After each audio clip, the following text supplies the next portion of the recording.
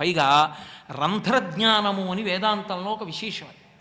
అసలు మనుష్యునికి 11 రంధ్రములు ఉంటాయి.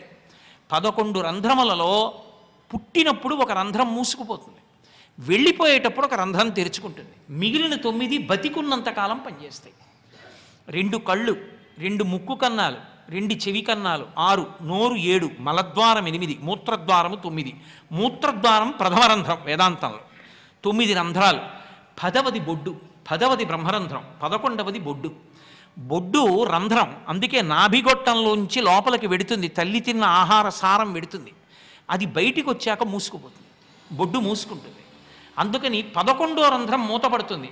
10వ రంధ్రం వెళ్ళిపోయేటప్పుడు తెరుచుకోవాలి. 10వ రంధ్రం వెళ్ళిపోయేటప్పుడు తెరుచుకోవడం అంటే ఇక్కడ ఉంటుంది బ్రహ్మరంధ్రం. అందుకే ఇక్కడ గట్టిగా కొట్టకండి అంటారు. సీమంతము అని ఇక్కడ వరకే పాపట, అది దాటి తీయరు. ఎందుకంటే ఇక బ్రహ్మరంధ్రం ఎప్పుడు తెరుచుకోవాలి, ఎప్పుడు తట్టాలంటే ప్రాణోత్క్రమణం అయిపోయేటప్పుడు ఊర్ధ్వముఖ చలనం చేసి పైకి వెళ్ళి తట్టి బదల కొట్టుకుని వెళ్ళిపోతాడు జీవుడు. అప్పుడు ఈశ్వరుని ఎందుకు కలిసిపోయాడని గుర్తు, అది చిట్లితే. అందుకే అలా చిట్లకుండా వెళ్ళిపోయాడు అనుకోండి, అంత్యేష్టి సంస్కారం అనందు కాలిపోతున్నప్పుడు ఠప్ అని చప్పుడు వస్తుంది, అది వచ్చే వరకు ఉంటారు.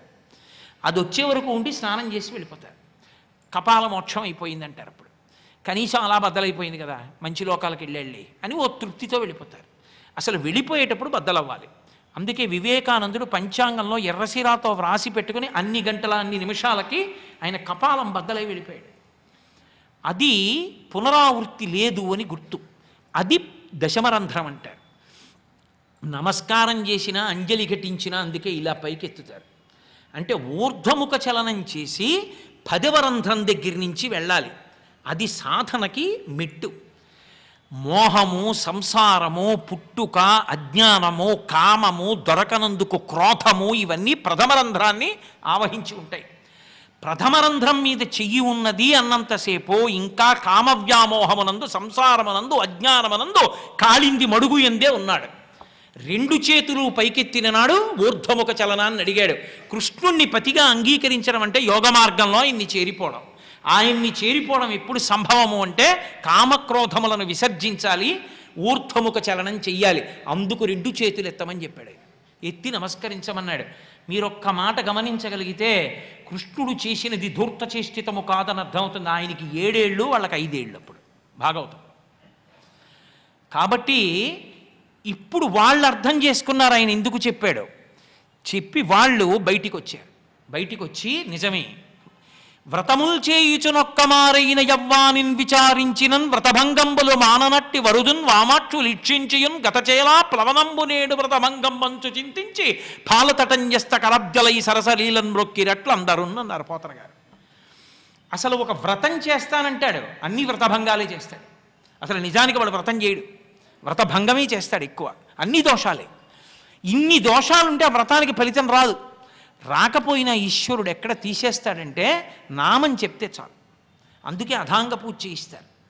అథాంగ పూజ చేయిస్తున్నప్పుడు ఈశ్వరుణ్ణి పాదాల నుంచి తల వరకు చూసి, పువ్వులు పోసినప్పుడు తల మించి కింద వరకు చూసి ఆయన నామం పలుకుతుంటే చేసిన దోషాలు విరిగిపోతూ వ్రతం సిద్ధిస్తుంది. ఉపన్యాసానికి వచ్చినా పూజ చేసినా సెల్ ఫోన్ విడిచిపెట్టనన్నవాడు ఎప్పుడూ బాగుపడలేడు. ఎప్పుడు బాగుపడగలడు అసలు దాని మీద దృష్టి అంటూ ఉంటే.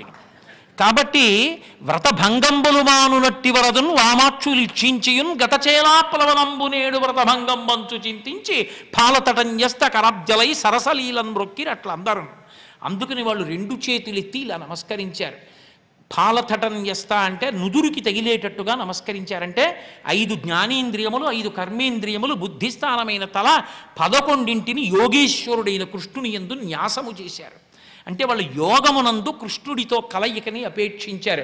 అందుకే రాసలీల ఆ బ్రహ్మానుభవం. అప్పుడు ఆయన ఒక్కడే ఉంటాడు, ఇక గోపాల బాలురు ఉండరు. దేవతలు సాక్షిగా చేసిన కర్మ వలన కలిగిన చిత్తశుద్ధి వలన బ్రహ్మానందము ఒక్కడితోటే ఉంటుంది.